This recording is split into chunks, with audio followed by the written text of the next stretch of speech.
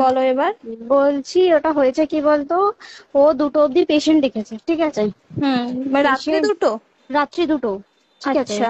2টো অব্দি পেশেন্ট দেখেছে, দেখে রুমে এসে অনলাইনে অর্ডার করে 4জন বন্ধু মিলে খেয়েছে, ডিনার হুম করেছে। হুম করে ও খুব টায়ার্ড ছিল, যেহেতু 36 ঘন্টা ডিউটি ছিল, হুম টায়ার্ড ছিল। ও কি করেছে, ওই সেমিনার রুমে গিয়ে হুম শুয়ে পড়েছে একটা রেড কালারের ব্ল্যাঙ্কেট ঢাকা দিয়ে।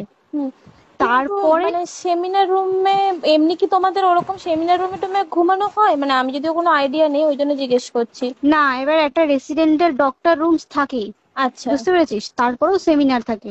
এবার হুম। সেমিনারে একটা বেড থাকে, আর আচ্ছা ডক্টরস রুমে 2টো 3টে যেরকম বড় ঘর হবে সেরকম বেড পাতা থাকে। আচ্ছা আচ্ছা। মেনলি ডক্টরস রুমে শোয়ার কথা, ঠিক আছে। হুম হয়েছিল কি, ওকে বডিটা পাওয়া গেছে সেমিনার রুমে, হুম কিন্তু ঘুমাচ্ছিল ডক্টরস রুমে। যে হুম রুমটা তোর এখন ভাঙা হয়েছে, দেখেছিস রুমটা ভেঙেছে, একটা ভিডিও ঠিক দেখছিলাম। বাথরুমের পাশেই, হুম ঠিক আছে, মানে বাথরুমটাকে অজুহাত দিয়ে হুম ওই রুমের দেয়ালটা ভেঙে দিয়েছে। অ্যাকচুয়াল কাণ্ডটা ঘটেছে তোর ইয়েতে, ওই রুমটার ভেতরে, ডক্টর রুমে? ডক্টরস রুমে। ডক্টরস রুমে ঘটনাটা ঘটেছে, ওই বডিটাকে তো ডক্টর ধস্তাধস্তি। রুমে ওই দিন আর কেউ ছিল না, খালি মানে অনলি ওই দিদিটাই ঘুমাচ্ছিল? হ্যাঁ, এবার তোকে আমি বলি, অন কলে নিশ্চয়ই একজন থাকবে না, ওরা হুম জুনিয়র সিনিয়র মিলে থাকে, এমনকি থার্ড ইয়ার একজন থাকবে, সেকেন্ড ইয়ার একজন থাকবে, হুম প্লাস ফার্স্ট ইয়ারে ইন্টার্নশিপরা যারা থাকে তারা ইন্টার্নরা থাকে। হুম আর চেস্ট এমন একটা ওয়ার্ড হচ্ছে, কোভিড এর পর থেকে প্রায় হামেশাই সবার শ্বাসকষ্ট হচ্ছে, মানে আসছে মানে শ্বাসকষ্ট হচ্ছে। হুম আর চেস্ট ওয়ার্ড আর চেস্ট মেডিসিন দুটোই হুম পাশাপাশি ওয়ার্ড, হুম ঠিক আছে। হুম। তো কেউ কি শুনতে পায়নি? কেউ শুনতে পায়নি। হ্যাঁ, ওটাই তো আমি ওই দিনকে ওটাই ভাবছিলাম এবার যে। দেখ, ধস্তাধস্তি করাতে একটা নিশ্চয়ই চিৎকার হয়, একটা ভাইলেন্ট হয়, হুম হুম বুঝতে পেরেছিস। হুম তারপরে আবার কি, যে 4জন ওর সাথে খেয়েছে তারা কোথায়, তারা কেন মিডিয়ার সামনে আসছে না? হুম। তাই ঠিকই তো, তো।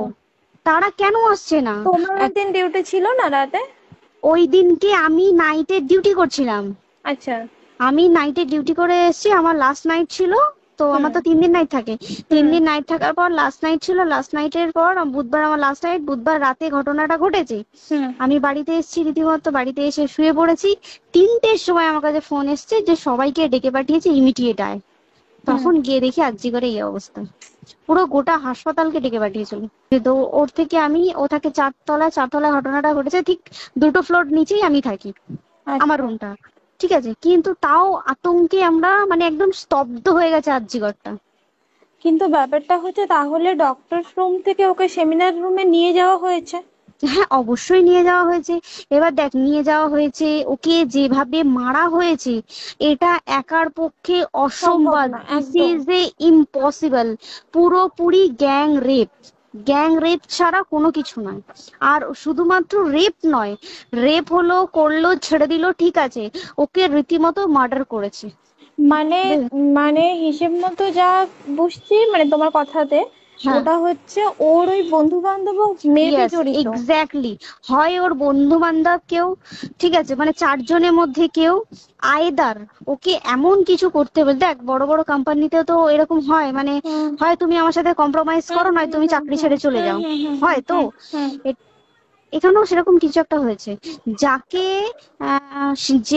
যে ক্রাইম করেছে, সেও কিন্তু নর্মাল ডক্টর নয়, কিন্তু সেও একটা ভালো পোস্টে র্যাঙ্ক করছে, বুঝতে পেরেছিস। তবেই কিন্তু পুরো ব্যাপারটাকে হসপিটাল চেপে যেতে চাইছে, পুরো ব্যাপারটাকে। তাহলে এই সিভিক যে, ও কোথা থেকে আসছে?